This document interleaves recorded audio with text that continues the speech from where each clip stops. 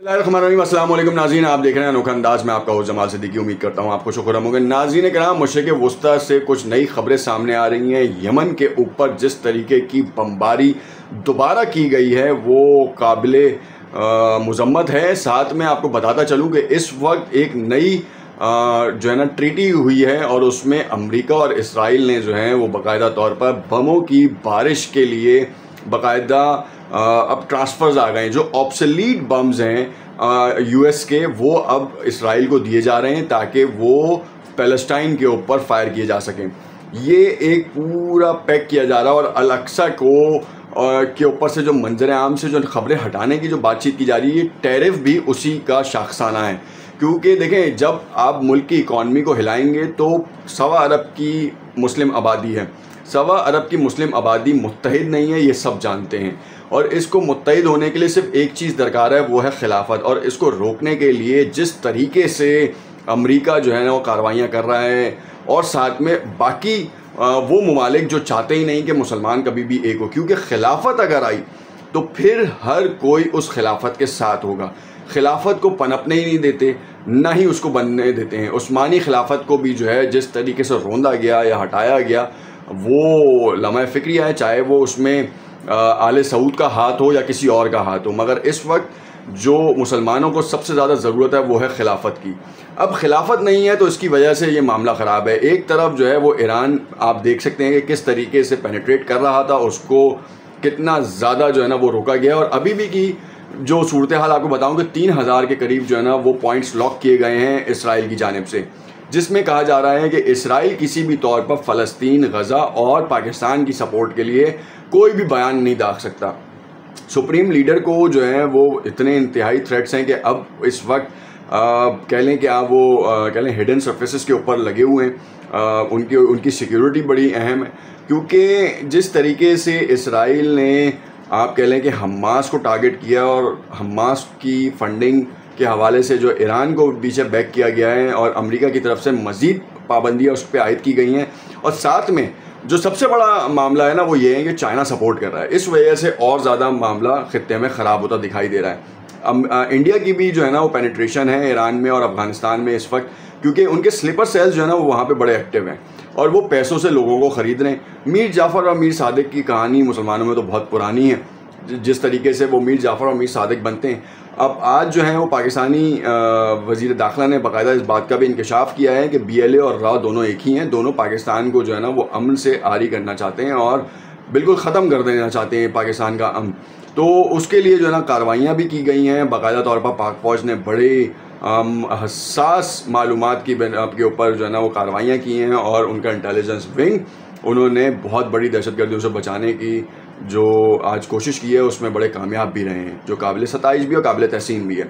अब हो ये रहा है कि इस वक्त एक तरफ जिस तरीके से गज़ा वाले मामले से मुसलमानों को हटाया जा रहा है वो खिलाफत वाला मामला है कि खिलाफत पनप नहीं रही, फिर इसी तरीके से इस मामले से पूरी दुनिया के मुसलमानों को जो है वो पाकिस्तान और इंडिया की जंग में लगाने वाली कहानी है।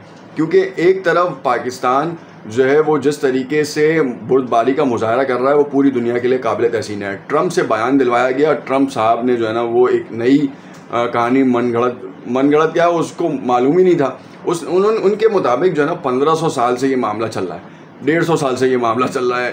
तो अब 150-1500 का जो है ना वो मामला ये है कि उनको मालूम ही नहीं है, तो इसलिए उनको पता ही नहीं है। फिर असल कहानी ये है कि 1947 में बंटवारे के वक्त जो है ना वो गलत तकसीम हो गई, उनका कहना ही है। अब कश्मीरियों ने जो है वो सबको मालूम है कि वो पाकिस्तान से इलाक़ करना चाहते थे, मगर इंडियन इन्फ्लुएंस हुआ और फिर कहानी कुछ और हो गई।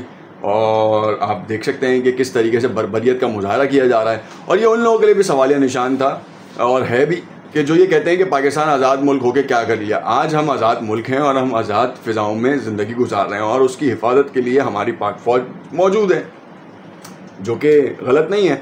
और न्यूक्लियर पावर होने का डर ये है लोगों को कि वो हमें खुल के कोई बात कर नहीं पा रहे। अभी जारियत कर रहे हैं, वो पानी रोक तो सकते नहीं थे, पानी उनको छोड़ना था। हाँ, बस ये है कि रोकने के बाद जो पानी छोड़ रहे हैं उसे तुग़यानी का ख़दशा है और हमारी फसलों को तबाही का ख़दशा है। ये एक हमारे लिए मुश्किल है। सेंतास मुआहिदा तोड़ा है उन्होंने, तो अब पाकिस्तान ने भी जो है ना वो किसी तौर पे भी कसम नहीं तोड़ी है कि मशरिक़ वुस्ता तो नहीं बनने देंगे। जिस तरीके का हाल पैलेस्टाइन का किया है, शाम का किया है, लेबनान का किया है, तो इस तरीके का हाल तो पाकिस्तान का नहीं हो सकता। पाकिस्तान की आर्मी जो है ना वो जवाब देना जानती है। पाकिस्तान की आर्मी हो सकता है 7 लाख हो, मगर 24 करोड़ की आवाम है उसके पीछे, फ़ौज के पीछे। तो आप ये ना समझें पूरी 24 करोड़ आवाम जो है ना जंगजू बनी बैठी हुई है। बच्चे से बच्चा जो है ना वो प्लेटें उठा के भी जो है ना मारने के लिए तैयार बैठा हुआ है। और इंडिया का हाल ये है कि इंडिया की अपनी आवाम जो है ना वो इस वक्त अपनी फ़ौज के ख़िलाफ़ है, और वो पूछ रही है कि भाई इतने अरसे में उन्होंने किया क्या है, उनकी विजिलेंस कहाँ है, उनके सारे मामला कहाँ हैं। मोदी सरकार ने ये एक और घटिया हरकत करने की कोशिशें की हैं कि अब वो जो है ना वो बाकायदा तौर पर इसराइल से और यूएस से जो है ना वो डिफेंस सिस्टम जो है ना वो बॉर्डर पे इंस्टॉलेशन के ऊपर जा रहे हैं। ये मालूमात बिल्कुल इसी तरीके से मैं आपको बताता चलूँ कि इस वक्त जो F-35 की मांग की गई थी, F-35 तैयारे वो तैयारे हैं जो इस वक्त के सबसे लेटेस्ट टेक्नोलॉजी के ऊपर बिल्ड किए गए हैं।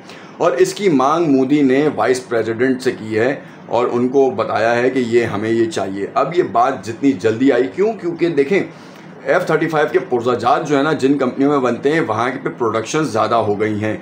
अगर आप इस बात को, क्योंकि हमारे पास सोर्सेज हैं, तो मैं आपको बताता चलूँ कि सिर्फ़ और सिर्फ पेनिट्रेशन चाहता है और सिर्फ वो रिलीफ चाहता है इंडिया। इसी वजह से उसने ये हरकत की है, भोंडी हरकत की है, जो कि उसका राज तो खुल गया है। अब देखना ये है कि अमेरिका क्या उसे सपोर्ट करता है या नहीं। मैं आपको बताता चलूँ कि नए जंगी तैयारों की मांग के लिए ये सारा काम किया गया है और बहुत जल्द इस बात का खुलासा भी हो जाएगा। और डिफेंस सिस्टम के लिए ये काम किया गया है ताकि पाकिस्तान की जो फ़ज़ाइया है जिस तरीके से चील की तरह झपटती है, उकाब की नज़र रखने वाली, तो कहना ये है कि उनको मारने के लिए या उनको रोकने के लिए जो है ना डिफेंस सिस्टम उनको चाहिए, क्योंकि उनके पायलट्स इस काबिल नहीं हैं कि वो यहाँ पे आके जो है ना पेनिट्रेट करें। गलती से अगर उनको आने दिया तो उनके लिए ये था कि हम एक अच्छे पड़ोसी हैं, हम ये सोचते हैं कि अगर उन्होंने गलती की है तो उस गलती को सुधार लें। मगर अगर गलती के सुधारने के बजाय अगर वो पाकिस्तान की तरफ मैली आँख से देखेंगे तो जैसे अभिनंदन को पकड़ा था और जिस तरीके से बचाया था, ये काबिल तहसीन बात है। वरना तो हमारा शहरी जो है ना वो उसके लिए काफ़ी था। मतलब पिस्टल होते हुए देखते हुए उसकी इतनी हिम्मत नहीं हुई कि वो किसी की तरफ भी जो है ना वो हवाई फायर करके भागने की कोशिश भी करता। बहुत अच्छी हालत में था वो उस वक्त, मगर वो फ़ौजियों वाला जज्बा कहाँ है। यहाँ तो हमारे हर शहरी में जो है ना वो फ़ौजियों वाला जज्बा है और मुल्क की खातिर तो शहादत का जज्बा हमारा अहम है।